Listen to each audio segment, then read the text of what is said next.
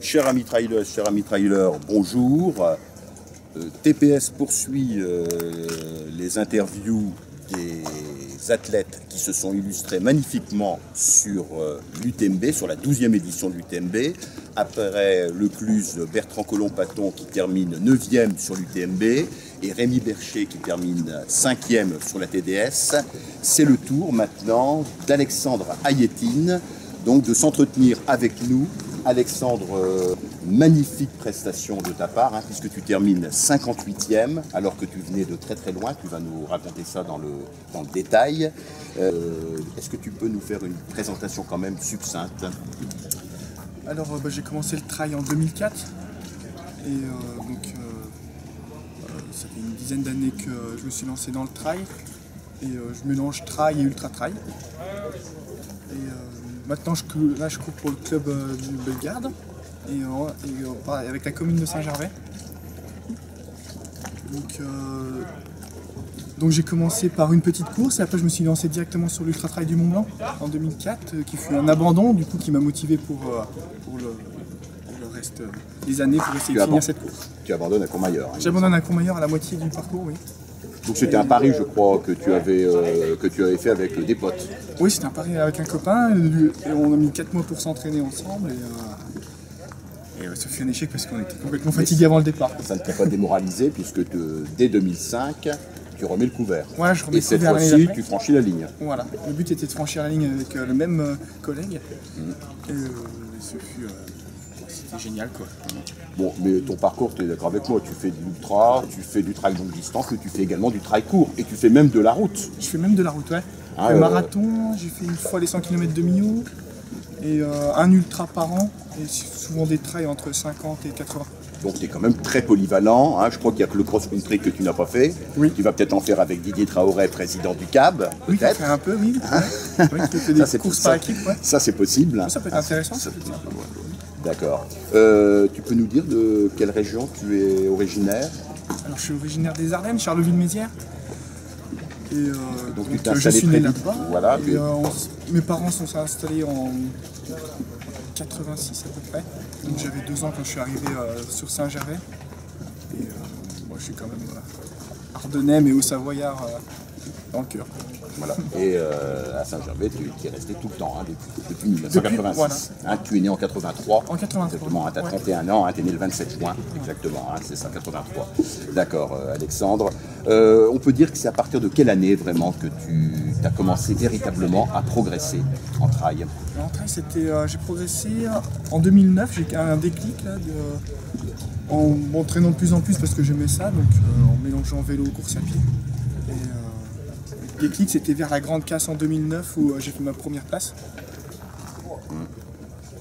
C'est vraiment en 2009 d'ailleurs, que oui, c'était l'une de tes premières victoires. Oui. Je crois que ta première victoire c'est 2009, il me semble. Ah oui, je me rappelle bien ça. Tu l'emportes également le trail des Trois Châteaux, il me semble, aussi, en Saône-et-Loire aussi. Et puis tu triomphes aussi dans les Ardennes, dans ton département de Souche. Ah oui, oui. L'Ardenne méga trail. Ouais, 2 fois de suite, ouais. D'accord. Je suis allé exprès parce que comme c'est chez nous, puis je fais les visites les Ardennes. 58e donc sur l'UTMB. Quelle est la clé de cette réussite? Sur l'ultra, j'ai pas trop la clé parce que je connais pas trop d'entraîneurs, de coach à partir de 100 km. Donc moi, comme c'est des distances 50-80, après quand ça dépasse, je gère plutôt la course et je cherche pas les résultats. Et j'écoute mon corps et du coup c'est ce qui me fait progresser au fur et à mesure des années, quoi. En 2008, là ça fait 2 heures de moins. Les 2 heures, ça se fait avec beaucoup plus d'entraînement, mais en restant sur des entraînements sur des 80. D'accord. Et toute ta préparation, tu ne disputes à peu près qu'un seul trail par mois, en moyenne? Oui, un trail par mois, oui. D'accord. Voilà, pour arriver quand même relativement, même très frais, on va dire, le jour du départ. Oui, parce que juste avant l'UTMB, là j'avais fait la 6000D. Et après, c'était repos total, un peu de vélo, 1 heure de course à pied, mais sans... D'accord. Un mot juste avant d'évoquer vraiment précisément l'UTMB.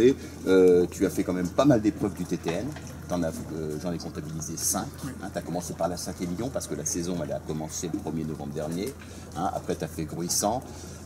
Ensuite, le trail des Hautes-Côtes, hein, en Côte d'Or, Faverges et la Similité. C'est pour, je suppose, hein, pour te placer pour la première fois sur le TTN. Hein. Ouais, voilà. Voilà, tu es 5e actuellement. Ouais, hein. parce que j'avais fait la Saint-Élion en fin de l'année dernière, là. Et vu comme j'avais fait une bonne place, je possédais pas de licence. Et le CAB est arrivé, là. Du coup, j'ai eu une licence et je me suis dit, bah, pourquoi pas lancer sur le TTN et faire toutes les courses. Voilà. Et rattraper le temps perdu. Didier Traoré a le flair. Oui. Et donc, c'est après Gruissant, en fait, qui t'a intégré, en effet, au club de Bellegarde. Expérience enrichissante, ce TTN? Oui, oui, bah, après c'est des courses, j'en connaissais une ou deux, puis après bah, ça permet de découvrir d'autres courses, de se promener en France. Et donc tu es 5e, en tout cas tu es 5e actuellement, hein, donc on peut dire que tu réalises quand même des prodiges. Hein. 4e notamment, 5e à Faverges et 4e à la Similité, devant ton coéquipier de Bellegarde, un certain Ludovic Pomeray. Oui. Hein, tu lui mets près de 6 minutes. Bon, bah, attention, hein, Ludovic était quand même assez éreinté, oui, et puis éreinté de sa prestation au Trail Verbier-Saint-Bernard, qu'il avait remporté avec Jules-Henri Gabiou. Il ne faut pas l'oublier. Ouais, alors revenons à l'UTMB, un départ très prudent. Oui, très prudent. Donc je me suis bloqué au plus sommet, j'ai pris ma Polar et puis je me suis bloqué au plus sommet jusqu'à Courmayeur. Pour pas faire d'erreur pour au moins finir, parce que l'année dernière j'avais l'échec, c'était la TDS. Ouais. Et puis je me suis dit autant me relancer sur l'UTMB parce que pour moi c'est la course phare, c'est l'UTMB et les autres courses ça reste les courses annexes pour satisfaire tout le monde. C'était d'ailleurs ton premier ultra cette année, tu n'en avais fait aucun. Généralement, hein, ceux qui font l'UTMB, ils font quand même un ultra dans l'année. Là, tu n'en avais fait aucun. Tu en avais fait 2 l'année dernière, que tu avais remporté d'ailleurs. Hein, le trail de la Montagnarde, la Montagnarde, voilà, et le trail de Vulcain, voilà, hivernal, voilà, dans le Puy-de-Dôme. Voilà. Donc en effet, hein, c'est une progression quand même qui est tout à fait étonnante. Hein. 150e au refuge de la Croix du Bonhomme, hein, au kilomètre 45, au kilomètre 60, 136e au col de la Seigne, hein, qui marque la frontière entre la France et l'Italie, 103e à Armuva, au kilomètre 100, 65e à Trian. Ensuite, hein, au kilomètre donc 145. Hein, c'est vraiment une progression tout à fait spectaculaire. Oui, je m'en rends pas compte. Mais c'est vrai que j'ai bien... Enfin, comme je m'étais bien géré au début, j'attendais la Courmayeur pour essayer de courir un peu plus vite après. Ouais. Et j'ai pas insisté plus, parce que je me suis dit, c'est encore long. Et au centième, je me suis dit, au 100e kilomètre, je verrai comment ça se présente. Et là, j'ai eu un coup de moins bien niveau alimentaire, comme je sais pas trop m'alimenter sur ces courses-là. Et donc je me suis fait vomir parce que ça passait plus. Ouais. Et là, dès que je me suis fait vomir, là ça allait mieux, j'ai pu recourir. Et la course, surtout l'ensemble, 4 tonnes, tous les cols, la Flégère, j'ai bien monté. La Flégère, justement, j'allais y venir vers la fin, là, tu avais d'excellentes sensations. Oui, une très bonne sensation, ouais. Même au point de vue à l'arrivée, on m'aurait ravitaillé correctement, j'aurais pu peut-être refaire encore un peu de kilomètres. D'accord. Alors quelqu'un qui joue un rôle très important dans la réussite que connaît Alexandre donc, depuis qu'il a débuté en trail en 2004, c'est tout simplement son papa, Denis, qui aura 56 ans le 4 novembre prochain, hein, c'est bien cela. Denis qui a joué le rôle d'assistant tout le long des 168 km et 9000, il ne faut pas l'oublier, 9800 mètres de dénivelé. Hein, donc il a joué, on peut dire qu'il a joué un rôle quand même très important dans cette super prestation d'Alexandre.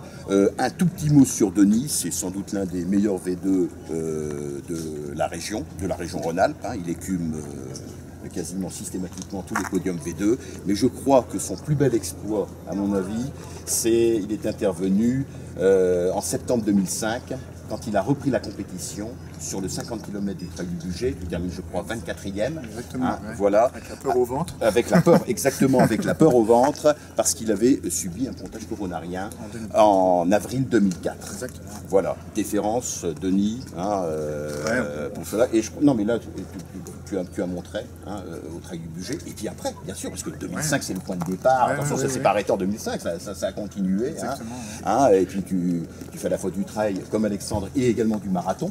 Oui. Oui. Hein, voilà, hein, et puis marathon, ton record, je crois que tu as 3h01, hein, il semble bien. J'ai fait Annecy en 3h53 secondes, je crois. Voilà, voilà, exactement. Tu vois, même pas tout à fait 3h01. J'arrive pas à passer en dessous, mais voilà, j'y voilà. travaille. Et ça montre bien que quelqu'un qui a été malade de finalement du cœur peut très bien, là tu le prouves, hein, c'est l'exemple vraiment qui le prouve, que tu peux vraiment faire de la compétition à un haut niveau, même, hein, et sur des distances très longues. Aussi, ouais. Voilà, et à la fois, et également sur des épreuves plus toniques, hein, de très courte distance. J'ai osé.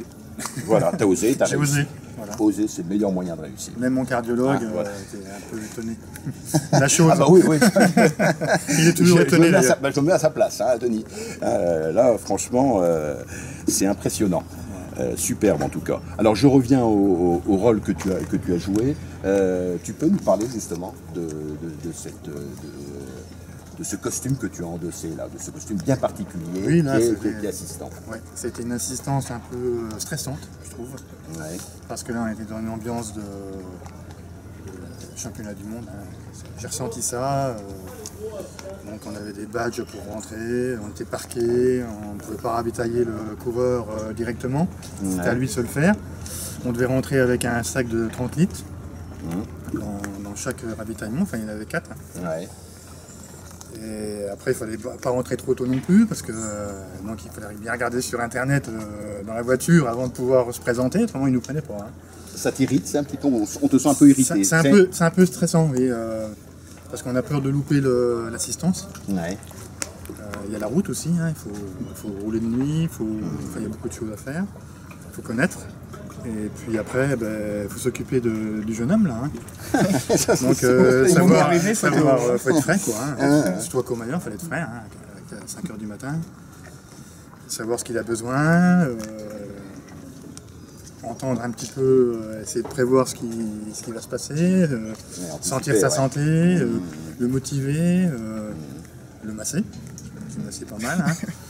Il y a eu des moments très difficiles. Ouais, moi j'ai eu un petit peu de doute entre Courmayeur et la folie. Ouais.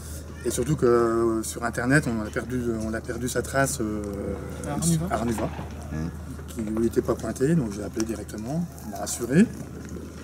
Après j'ai dit on va voir à la folie, hein, c'est le 130 km à peu près, et la folie il est passé en avance.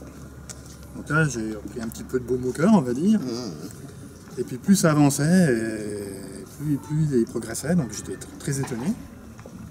Alors ce qui m'a étonné le plus c'est la montée du col des Montets, où dans son groupe là c'était le seul à monter en courant. Les autres se traînaient, défaillance sur défaillance. On voyait bien qu'il était dans un état de fraîcheur exceptionnel. Il a vraiment bien fait de partir prudemment. Ah oui, on sait ce on avait mis le scénario au point, j'ai même intervenu. Et d'être frais au départ.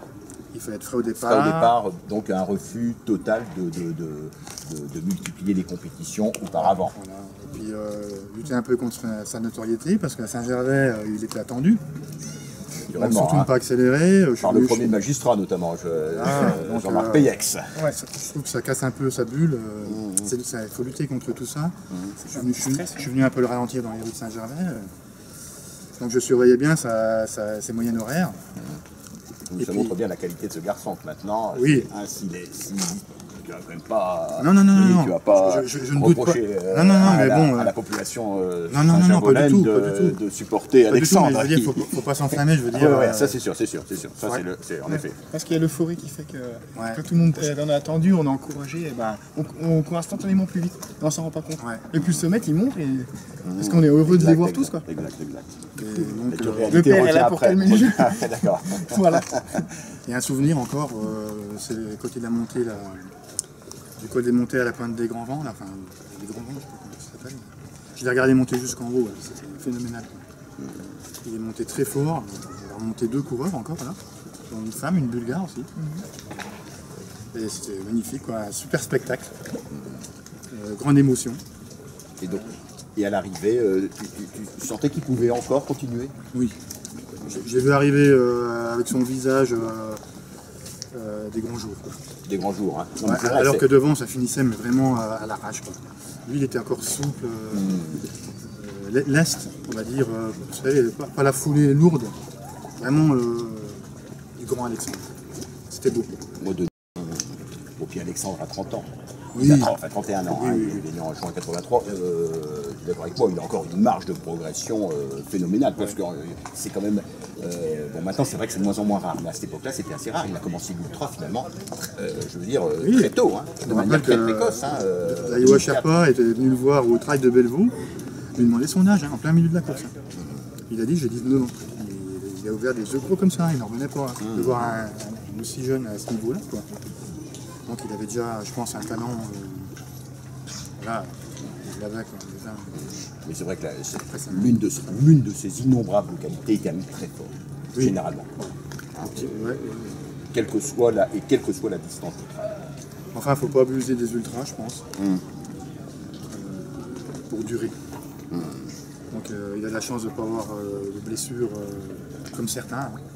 Donc il faut se préserver quand même. Hein. Si on veut durer dans ce monde du trail, il faut vraiment... Déjà, on fait une course par mois. Ouais, on a étalé par rapport à un moment donné. Ouais, on faisait on en beaucoup fait de trop là. courses. Et puis voilà, quoi. Puis en plus, on fait de la route un petit peu. Avec le marathon, hein, je tiens à le préciser, Oui. hein, je n'ai même pas dit le résultat en avril dernier, ici même, sur le lac d'Annecy, Magnifique. en 2h37. Ouais. Un niveau interrégional 1. Hein, pour un trailer, le pur jus quand même, pour un trailer presque c'est pur incroyable. jus, qui ne s'entraîne pas spécifiquement à la route. Il y a une photo sur le site du marathon d'Annecy, là, où on le voit avec les Kenyans. C'est super. Super photo. Ça fait plaisir de voir qu'ils luttent de partout. Juste une toute dernière question, Alexandre, et on peut le dire aussi avec Denis, parce qu'en fait vous êtes, bon là sur l'UTMB tu ne le faisais pas, il faut bien préciser, tu avais déjà fait 2 fois l'UTMB au fait, hein, j'ai oublié de le dire tout à l'heure, en 2008 tu abandonnes à Champé, et l'année suivante, enfin tu es finisher, hein, tu as été finisher une fois sur l'UTMB, mais généralement, de manière générale, presque tout le temps, vous êtes ensemble en fait, hein, dans le même peloton à chaque course. On fait toutes les courses ensemble. Ouais. Alors voilà, donc la sympathique. question elle s'adresse à vous deux, votre fin d'année, quel programme? Donc là, on va au championnat de France de Baronnie, là, Depuis les Baronnies, tous les deux. 28 Voilà. septembre. Voilà, donc vous allez courir pour le compte du CAB, hein, Voilà. et essayer de viser un podium, je crois, par équipe. Ouais, donc il faudra une femme par contre. Donc on Il a fait faudra deux. une femme, mais J'espère qu'il y en aura une. il y en aura une, D'accord. mais je t'annonce déjà, officiellement, c'est pas D'accord. une qu'il y en aura, c'est 2. C'est Il parfait. y aura Manika Laraille et Caroline Chapeau. Donc, Et il y aura aussi Ludovic bien sûr Pommeret et Joris Milleret qui sera interviewé juste après Alexandre. Voilà. Et puis également, j'oublie Martial Collin également. donc je tiens à remercier aussi le câble Ouais. qui m'a permis de monter sur le podium avec mon fils à la 6000D. à la 6000D. Donc ça c'était Voilà. joli aussi. Par Hein. équipe. Voilà, podium par équipe, ouais. Voilà. Donc on était très contents là. Voilà. Ça Et, fait après plaisir. les championnats de France, là, non, c'est peut-être un peu trop. Ouais. Normalement, Marathon de le Reims. marathon de Reims. Je voudrais descendre sous les 3 heures. D'accord. Je vais essayer encore une fois. Et puis moi après ça va se calmer. Et Alexandre il fait la Transmarty. Voilà, d'accord. Et la boucle sera bouclée. Pour cette année, je crois qu'on va arrêter un peu parce que. L'ultra, ça sera ton Voilà. deuxième ultra. Ouais. Comme Mais quand exactement même le plus même roulant. nombre que l'année dernière. Moi ça va à l'encontre de ce que j'ai dit au début, donc il faut que calmer le jeu pour durer. Hein. Voilà, voilà. Allez, donc nous étions donc avec Alexandre et Denis Ayetine. Un grand merci d'avoir répondu aux aussi, questions de merci TPS à- Info. merci à TPS. Voilà, et Alexandre, donc je le répète, magnifique 58e sur l'UTMB en 27 heures, 27h18. 27h18 et 15e français, il me semble. Oui, c'est ça. Et 15e français. Voilà. À bientôt. À bientôt. Voilà, au revoir.